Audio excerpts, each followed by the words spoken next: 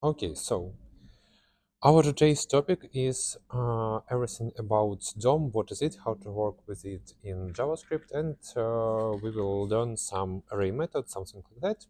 So, what about DOM? When we speak about web pages, recently we have worked a lot with HTML, and I told you about DevTool, and you can see that HTML elements in our website. For example, here we just have one H1, and that's it. And in more like advanced terminology, it has name DOM. I every time forgot how does it translate. To be honest, 1 second. Let's see it. Document Object Model. And yeah, again, I highly recommend to use that website JavaScript Info for learning everything about JavaScript. Here you can see a lot of articles with some exercise at the end of article. Yeah, and also that website has a very good some spreadsheets that you can also use for preparing some homeworks or for preparing for answering questions during your сдачи домашек. Okay, so DOM, that's literally our HTML code, but in more advanced terminology. And it has HTML head, body, h1, and etc. etc. And with JavaScript, we can work with it, and we can create all our cards, all our elements dynamically. And if you want to work as front-end developer, you will work with that a lot. And not only with just plain HTML, CSS, and JavaScript, you will use it in React, I don't know, React Native, Vue, and all other frameworks. So let's start with creating some basic info about our cards. Today we will continue working with website best swamp. It will be our reference, so we need to create array of objects, and every object must be unique, so we add ID here. Also, it will have some date. Let it be September. It should have title. Let's call apartment 1. And we need image URL. And for that, we will use a placeholder. I will send you that object in chat. 1 second. Placeholder.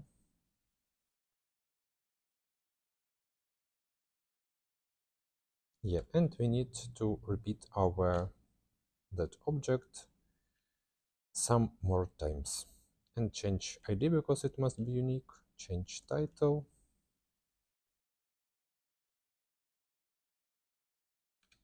Yeah, let it be like that.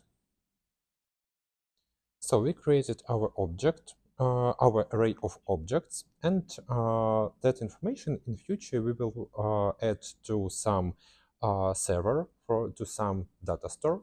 And in general, you will get some information like that from backend part. You will have some API requests. About API requests, we will also speak, but in the next lectures.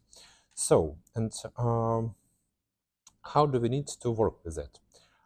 In our HTML, we can see that we have that div ID cards and class card grid. So it will be our container for our cards, and we need somehow to get that element in our code. Very luckily, JavaScript have such methods, and when we want to, oh my God, copilots, don't spoil information. When we want to work with our web page, we need to use document. So that's like our document, and we can get some elements from that. But when we want to take some elements from our web page, we need to put it in some variable. So let's write const container, and then we write document, put dot, and here you can see a lot of different methods. So let's start with get element by ID. And inside of it, we need to write that ID that we had written before. So it will be cards. And we can get that element. So if we open console and write console log container, we will see that div here. And let me just zoom it. That div here have a lot of elements, you can see it, but in general, the main information for for us now that we got it. So we just take it and we want to work with it. But JavaScript also have not only get element by ID, it has a lot of different methods, and let's speak about them. So firstly, about get element by ID, it takes only one element. But sometimes we want to take a lot of elements with the same class or with the same tag, like all divs or something like that. So we have not only, one second, container, let's comment that, or write container one. We can firstly use get element by class name, and here in brackets we need to write the name of our element that we want to take. Then we can const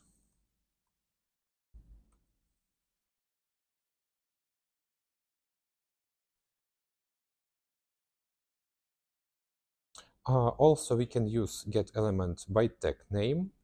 And very important information about that, we have our script inside that index.html file. Yes, we can have different HTML files. It will be our pages, and we will see it. So when we use get element by ID, get elements by tag name or query selector, we will speak about that. It will take the first one. So get element by ID, it will take only the first one. And also ID must be unique, so it will take only one. But get elements by class name, here we can see that it's elements and not element, and it will take all elements with that class name. So we can take... Yes.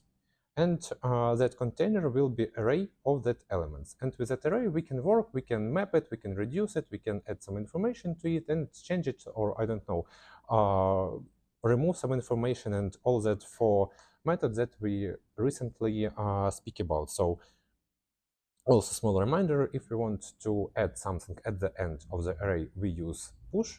If we want to remove something of array, we can use pop. If we want to add at the beginning of the array, we use unshift. And if we want to remove something at the beginning of array, we use shift. So get elements by tag name also takes all div elements. And another method, const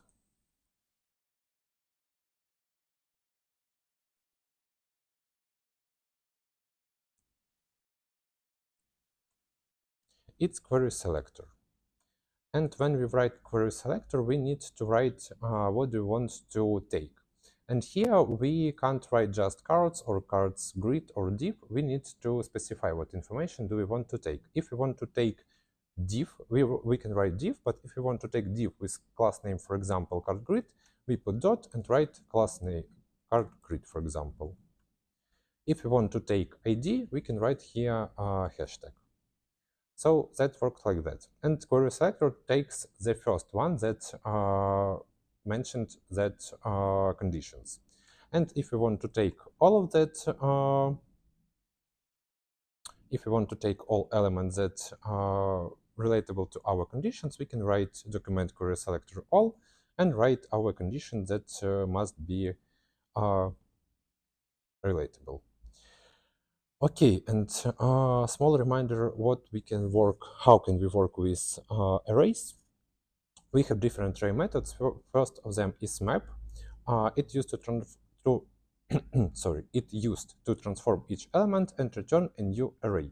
So we can write const titles, for example. We write apartments. We write method map. Then we open brackets and write elements that we like map. It's like we're going through that array and that value, it's like our element, and I highly recommend to name it like normally and not I or something like that, or item. If we have apartments, for example, only one element, it will be apartment, so not apartments, apartment. We write arrow function, and then, for example, write apartment, and we can call the key of that object. It has some proposal for us, and here you can see that we have title, image URL, ID, and date, and we want to see that titles. And let's see. Yes, and it creates array of our titles. So we mapped apartments, and we create new array where we take all titles. And it uses when you need to transform an array into another shape or add something like that. Okay, another one method of arrays is filter, and it used to select items that match condition. So we have, for example, const modern apartments, for example, and we have that apartments. We write filter, and here we need to write again apartment, because we go through the array, and we take like, yeah, for each, but map, filter, and all other methods, we go through our array. We take every element, and with that methods we can do something with that element. So here we have that one apartment, and here, for example, we can write apartment title includes modern. And here, for example, let's write like that.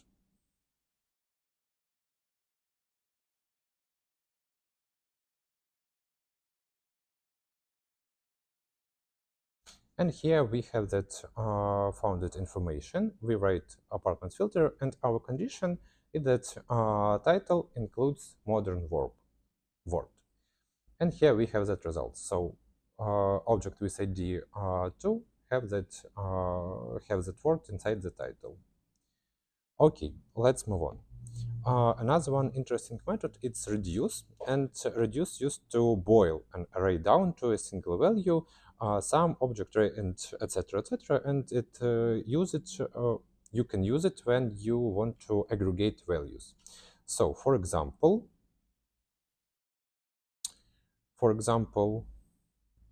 let's sum up IDs, and we will just think that our IDs is our price, for example, or yeah. Or we can count the amount of our apartment. So we can write total IDs, for example. Again, apartments, we write method reduce. And here we have two different options, not options, arguments. First, we need to write sum, and we need to write our apartments. So first one will be value that will accumulate, and second one, it's again element of our array. So here we write sum apartment ID, and our initial value is 0.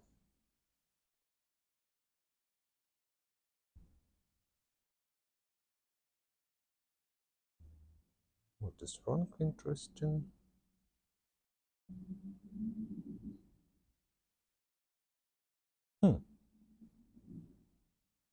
Something wrong. Interesting what?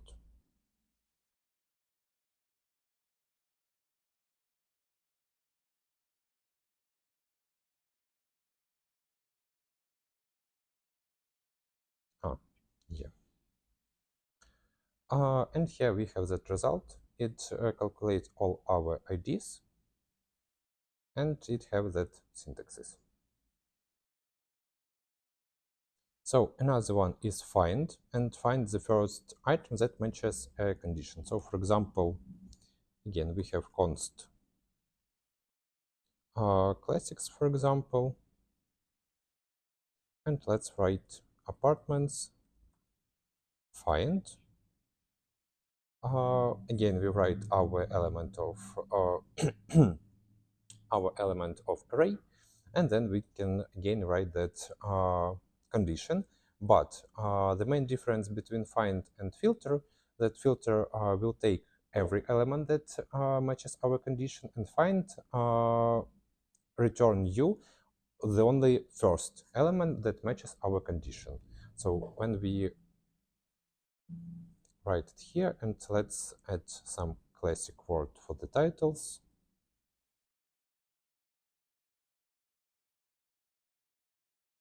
Yes, it shows only one. Okay, and another one is for each, and you have worked with that in your homework, and everyone answers my question. So for each is iterates over each item. Also, we have some methods like sum and every, and also we can use sort for sort the array in place, and find index, for example. Okay, so let's move on with our cards, and let's work with that. So comment that console log, we don't need it. Okay, so now we want to create our card component, yes, and we need firstly map our information. So we have that apartments, and we need to go through that, and by mapping every element, we need to create our card. So let's write apartments map. Here we have apartment, and now we open our figure brackets because we need to write bigger code than only one line. If you want just return some value or something like that, or you have simple condition like that, you don't need to write some figure brackets. But if you need to write some function, you need to open it, and then at the end you need to return something or just pass some information. So let's create our card. Again, we work with our document, and here we can write const card document, and it have that method create element, and we want to create div element. If we want to add some class names, because we can't write it in HTML, and we need also to pass some information here in JavaScript. And I hate Copilot because it spoils some information. So yeah, I think that I need really to turn it off.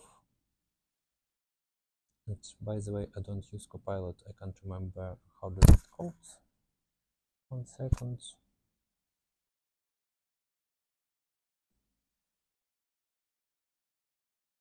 Okay, yeah, here we can write our, card. We call that element that we just created. It has some properties, and you can see it here. Class name, click, client height, client left, top, clone node, closest, dataset, etc., etc. But now we need to add some class name because we need to add some styles for that. So we write class name and put that card. Okay, and if we want to create big information for that, how does it work? We write card, and we can put some inner HTML, and that inner HTML will be added inside of that card component. And here we can write. We need to open backticks, if I'm not mistaken, of naming that type of labkey. Yeah, and here, for example, we write our image component. We open brackets, and here we need to put our information from the object. Reminder that now we inside of mapping apartments array, and we have apartment info here. So when we write image component here, for example, yeah, as src, we open our brackets with dollar symbol and write that information of that object. So here for the first one will be put information of that image URL, and etc., etc. And for alt attribute we use title. So let's now add some date. We write div, we add some class date,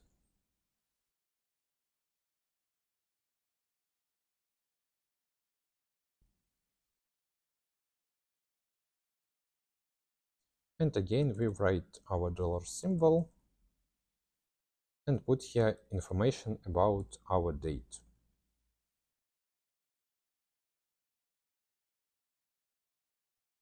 Then we can add title.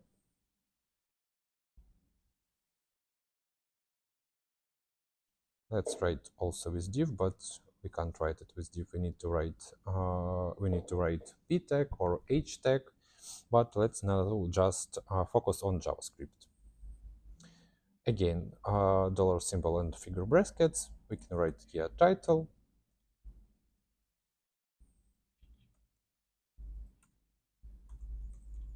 And the last one, let it be just button.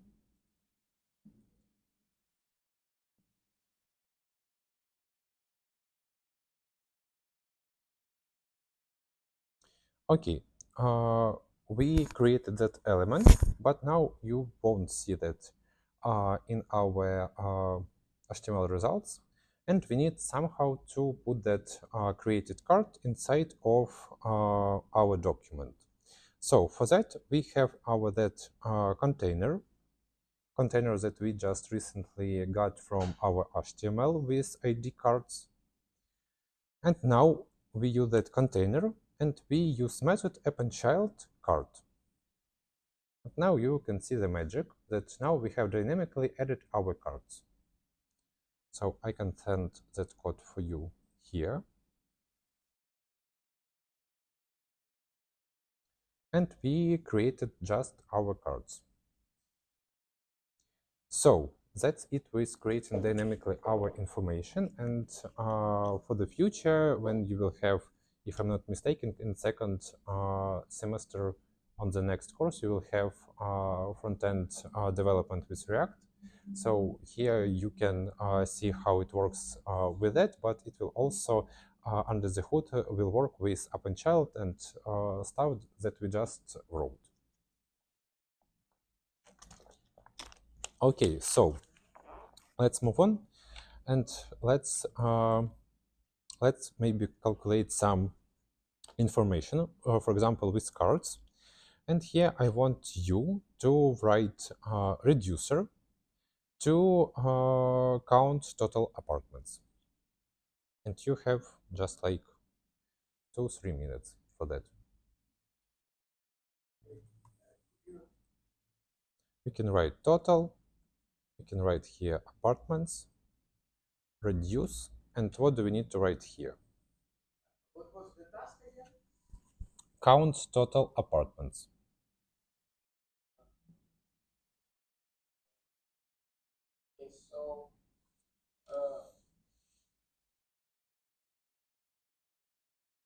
Okay, so we once again go through each apartment.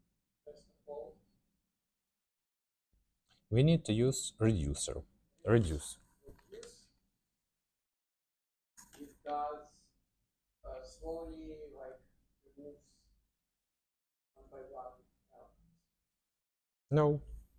Yaroslav, what did you want to say? We then like our bracket inside Yes, and it stands for accumulator.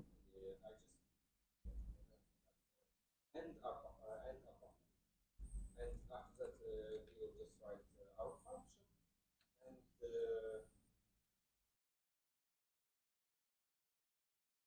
yeah, it's the same like with the totalities which we brought before. Not like that. Okay, we have our accumulator. It stands like for our first element, and we can add +1 and write 0. So here, when we no total, and we have that results of that.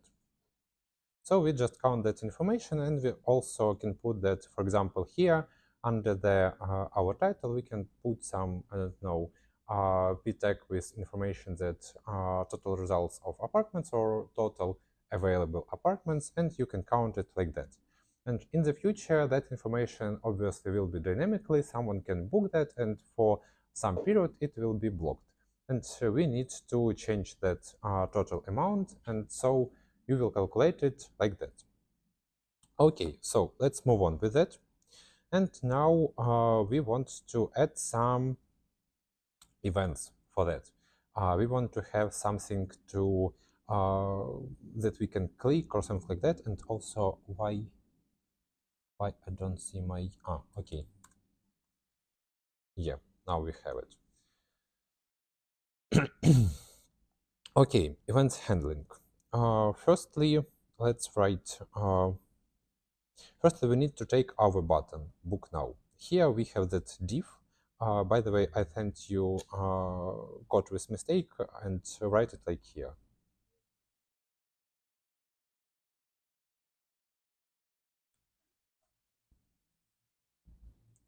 So here we want firstly to take our button and how we can do it. How just we recently made it. No, we need to get that element with class button. How we can write it?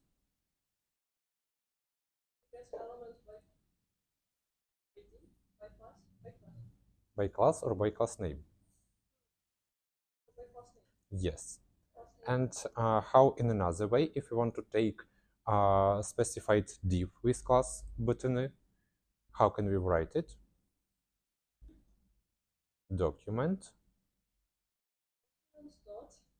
Yes, and what's the method? Not tag name. Tag name will take div, but we want to take div with some class name. How write it? Selector. Const Query button selector. query selector. Yes. Document query selector. And here we write our div dot button. Good. So now we let's write not query selector all, because we need all buttons, and we want to add some functionality to that. Yes, we want to add some click events. So in general, in JavaScript, there are a lot of different events for different elements. It can be a click, it can be mouse over, key up, from submit, etc., etc. But now we want to have some click event. So let's write with for, just for bigger variety of different variants how to we can map our arrays. So here we can, for example, write let button of buttons, and here we need to write buttons. And here how we can add it. So for events, we need to add event listener and mention what event we want to use. So here button add event listener, and now we want to work with click. But here you can see, you can't see. Okay, interesting why. We can write click, and then we need to write our function. So here we need to write our event, because we will work with some event. We again open figure brackets, and we want to add alert, for example, read more. No,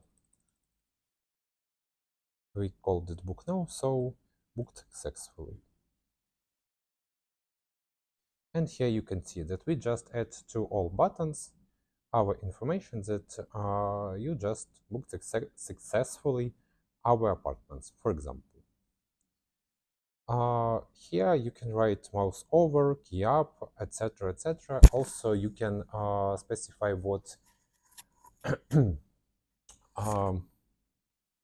I forgot it in both languages. Oh my god.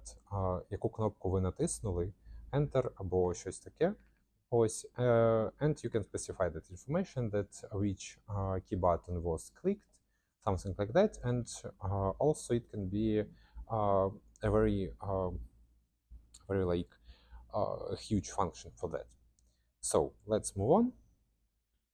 And for example, sometimes we need to pass inside some methods other functions, or function to have function inside function.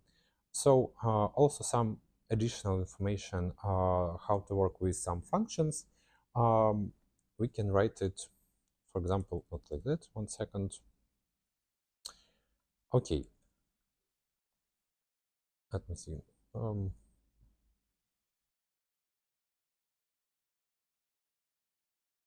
Yeah, sorry. When we work with fetching some data, we will speak about that on the next lectures. We can store that information in some data store, in some web data stores or something like that. We can store that information on our backend, and we need to somehow get it. But when we speak about JavaScript have different methods, and when we write functions for fetching some data, we also need to use callbacks. Callbacks is the functions inside other functions. So as argument, we can pass some function and use it inside other function. So let's write here callback example. And let's write our first fetch data, for example. And here we have that callback. Callback here is just argument, but for us, you can understand that it's callback. And let's start with some asynchronous functions. We have method that's called set timeout. And I don't want to have it like that. Yeah, and here we can write that set timeout. What does it do? It takes some pause when your DOM is rendered. It has some timeout. Here you can write it. Here it's just 2 seconds. You can make it bigger. And here you can write that function that will be done after that 2 seconds passed. So here, for example, const data, just for example, and callback, we add here data. For that function, we pass that information. And here we can call that fetch data.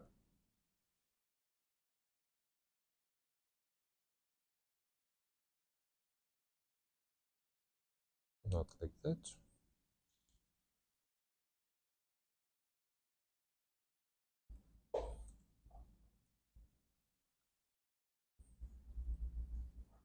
And let's write that we just get our callback.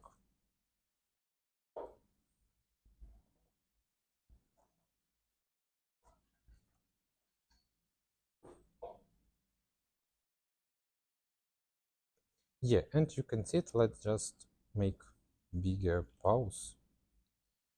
We reload our web page, and we see that firstly you can't see anything, but through the 5 seconds you can see the results of that function. So what have we done here? We have like function inside function, and here we can call that fetch data, and here we pass that data inside that callback. So it's like function inside function with function in function. Okay, and I think that that's all that I wanted to tell you today about working with DOM. I hope that everything was clear about how to create elements, how to get all elements, how to work with arrays, and maybe you now have some questions about that. And also, by the way, when you attend our offline lectures or something like that, oh no, I will put that information not under the record. So okay. Yes. Okay, keep your secrets then. Yes, so if you don't have any questions for your homework, you will have the same tasks to create some dynamic elements and to create some dynamic cards for your already done web pages. And for your whole project, we will ask you to make some information dynamically. Then we will add some API requests. We will work with Firebase, and a lot of interesting will be in our next lectures. So yes, that's it for today. Have a nice day and be safe. Thank you.